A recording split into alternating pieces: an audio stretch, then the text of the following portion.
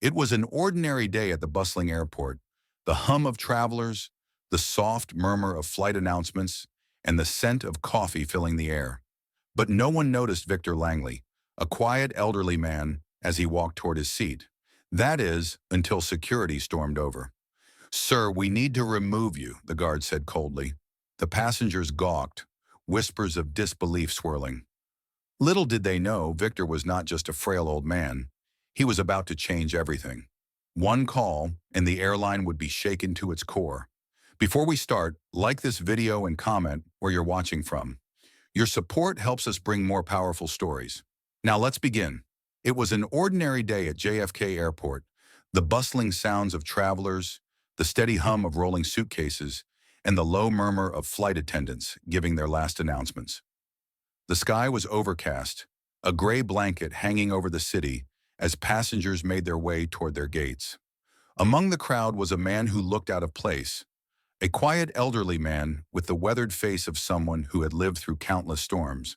His name was Victor Langley, and he was headed to Los Angeles. But what no one could see in that moment was that Victor was not just any passenger. The young flight attendant, Emily, glanced at Victor as he made his way to his seat in first class. Her eyes flicked over him quickly, taking in the creased brown coat, the slightly bent posture, and the scuffed leather briefcase he carried. She frowned. "That seat is reserved," she muttered to herself. But Victor, with his calm and steady pace, did not notice. He made his way down the aisle, his shoes clicking softly on the polished floor. He was determined, every step calculated, his eyes fixed forward as if he had no doubt in the world. Moments later, whispers began to ripple through the passengers seated in first class. A few people stared at Victor as he settled into the plush seat. One of them, a businessman in a designer suit, raised an eyebrow, looking down his nose at Victor. "He must have bought a seat as a joke," he whispered to the woman beside him, both of them snickering under their breath. Victor sat unfazed, his eyes closed as he let out a small sigh of relief. The flight was about to begin, but the whispers did not die down. Emily, the flight attendant, returned, now speaking in hushed tones to a uniformed security guard standing near the gate. "That man in seat 1A, he should not be there," she said, her voice barely above a whisper. The guard frowned and began to move toward the front of the cabin, his boots sounding like a warning as he walked past rows of seats. Victor had barely opened his eyes when he felt a tap on his shoulder. He looked up to see the guard standing there, his expression serious. "Sir, I am afraid you are in the wrong seat," the guard said, his tone cold and impersonal. Victor blinked slowly, surprised by the interruption. "This is my seat," he replied calmly, holding up his boarding pass. The guard glanced at the pass, then back at Victor. "Please follow me," he said sharply. Confused, Victor stood up, his joints creaking from years of age. The passengers around him watched in silence, some exchanging glances, others looking down at their phones, unaware of what was about to unfold. Victor followed the guard down the aisle, his face calm but his mind racing. Why had this happened? He had done nothing wrong. As they reached the door, the guard turned to him again. "Sir, we have to ask you to leave the aircraft." The words hit Victor like a punch. "Leave?" he repeated, his voice barely a whisper. "But I'm in my seat." The guard was unmoved. "Please, sir, we are following protocol." And just like that, Victor was escorted off the plane. The murmurs of the passengers grew louder as the door closed behind him. The cold, unforgiving steel of the airport gate seemed to mock him. His heart raced, but he stood tall, his face betraying nothing. No one understood who he was. No one understood the power he held in his hands. Outside, standing on the tarmac, Victor took a deep breath and pulled out his phone. He had one call to make, just one. The moment his fingers dialed the number, everything was about to change. What no one knew was that Victor Langley was not just an elderly man who had been unjustly thrown off a plane. He was the man who would bring this airline to its knees. With a single phone call, he would take everything from them, and the story of his quiet revenge would shake the airline world to its core. But no one, not even Victor, could have predicted how this would all unfold. Victor's fingers trembled as he dialed the number. The connection hummed for a moment, and then the voice on the other end came through, clear, calm, and confident. Mr. Langley, how can I help you today? It was Daniel Reeves, the CEO of one of the largest investment firms in the world. Victor's firm, the one Victor owned. For a brief second, the world seemed to freeze. Victor inhaled deeply, gathering his thoughts. The chaos at the airport, the laughter, the whispers, the coldness of being humiliated seemed so distant now, as if it had never even happened. His voice was steady when he spoke. Daniel, I need you to do something for me. Something big, Victor said, his words calm but carrying an authority that could not be ignored. There was a long pause on the other end of the line, followed by a subtle shift in the atmosphere. Daniel's voice grew more attentive. Anything you need, Mr. Langley. What is it? Victor closed his eyes for a moment.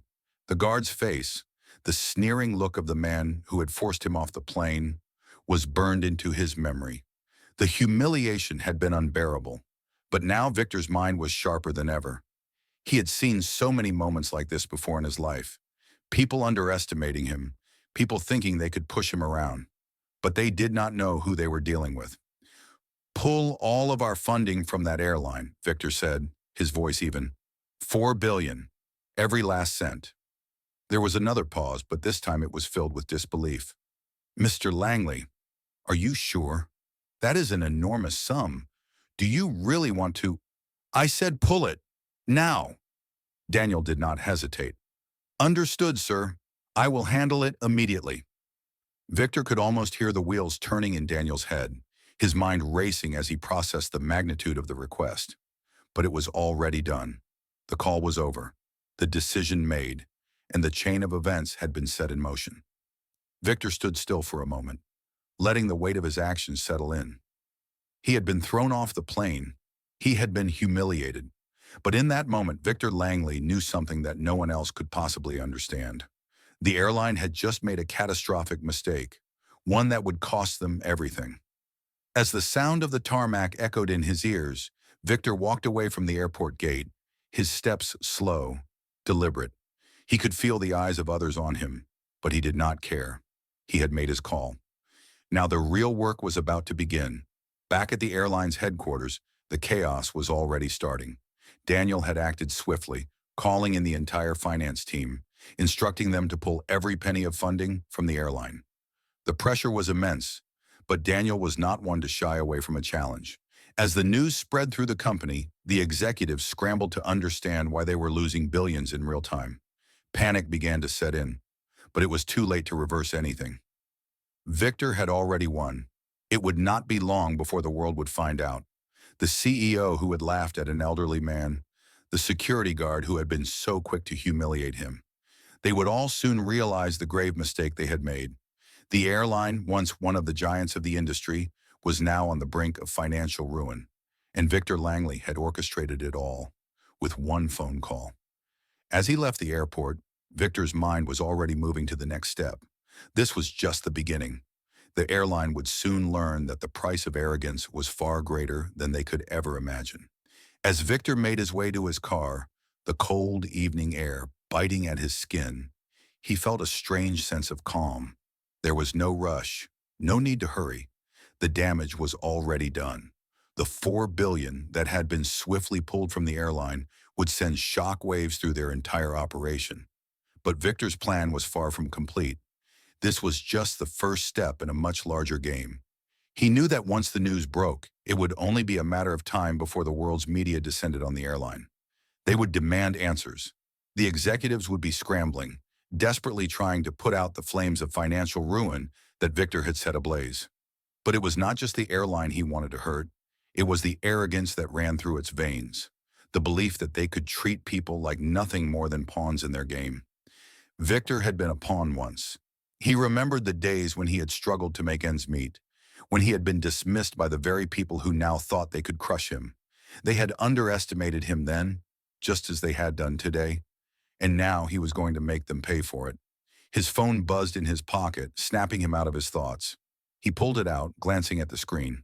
It was a message from Daniel. The funds have been pulled. The media is already asking questions.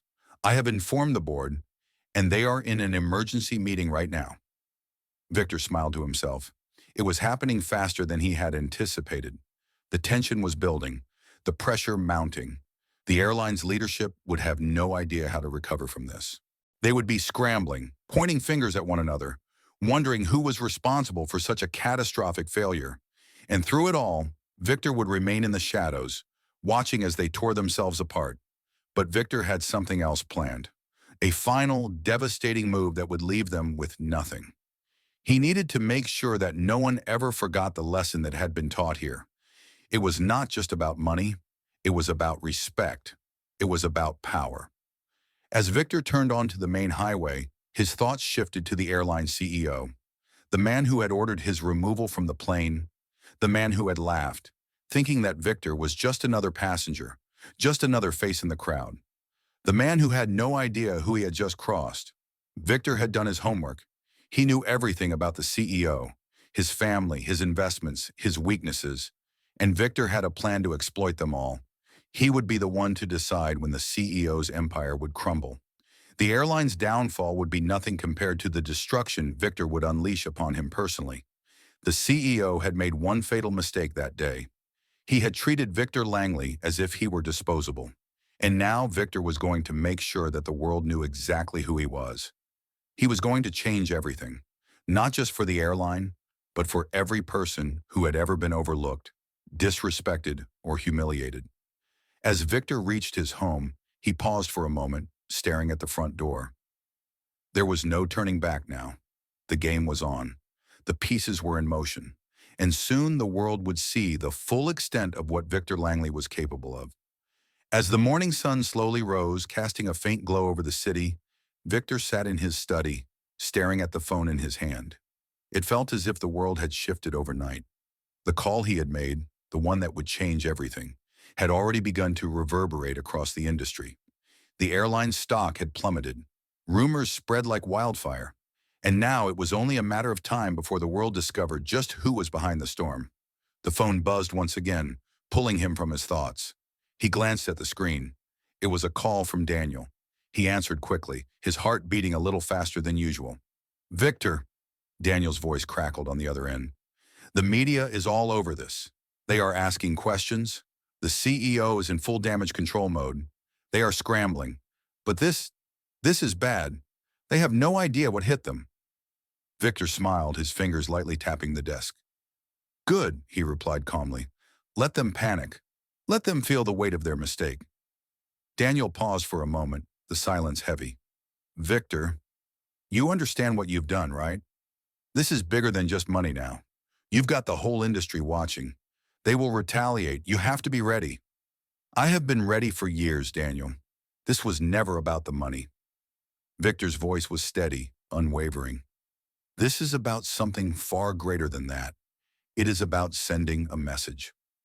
The line went quiet again, the weight of Victor's words settling in. Daniel knew what Victor meant. It was never just about financial gain.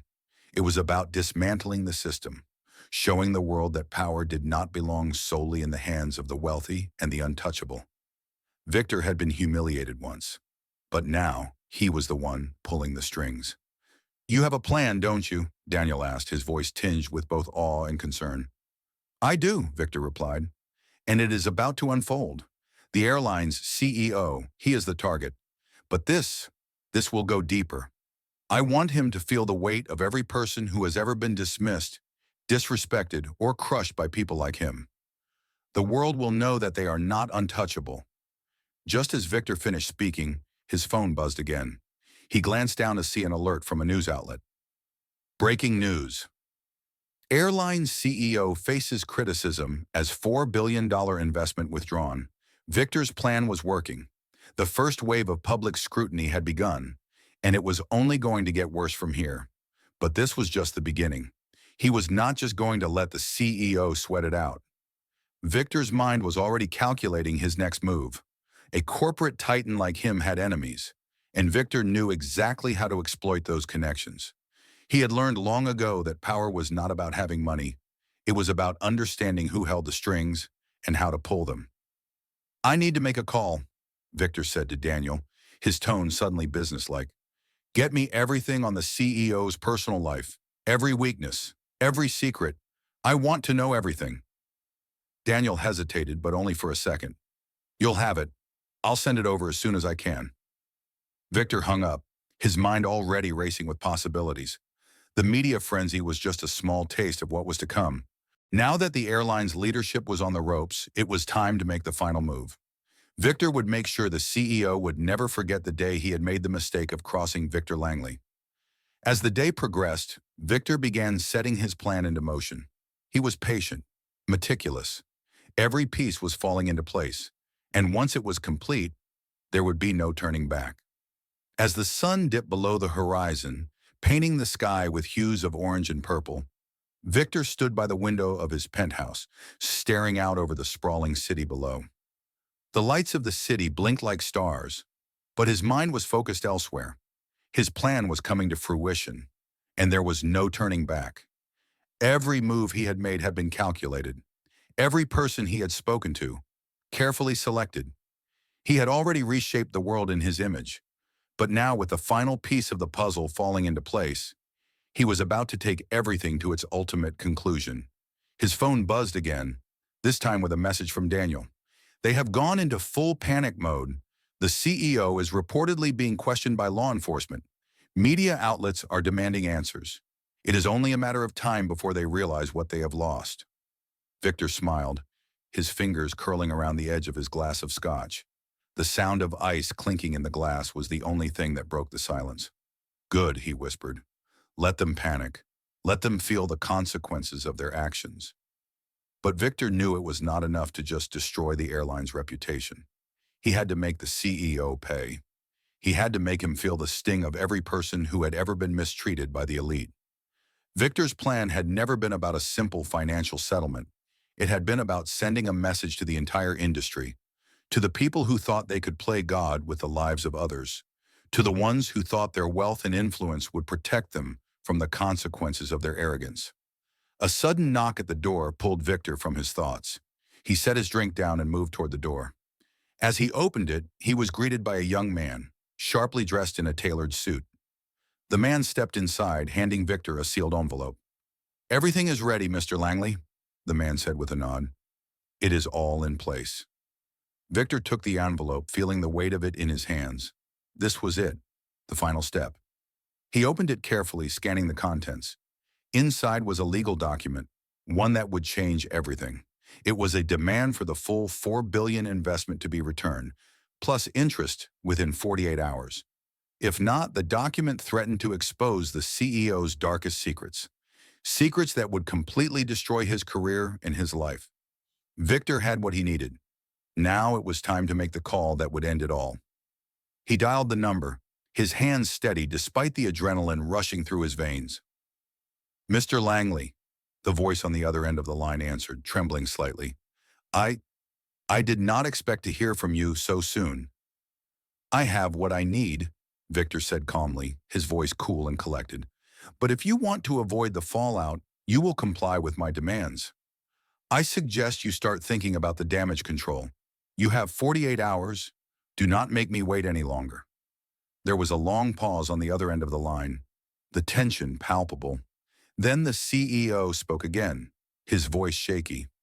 You do not know who you are dealing with, Victor. You have made a grave mistake. Victor's lips curled into a smile. I know exactly who I am dealing with, and you are about to find out just how wrong you were to cross me. The line went dead. Victor placed the phone back down, his eyes glinting with a cold satisfaction. The CEO had no idea what was coming next. Victor had played his cards perfectly, and now the final act was unfolding. As he sat back in his chair, he allowed himself a moment of satisfaction. The world would soon know what it meant to underestimate Victor Langley. It was no longer about money or power, it was about legacy. Victor was about to make sure that his would be the last name anyone ever remembered.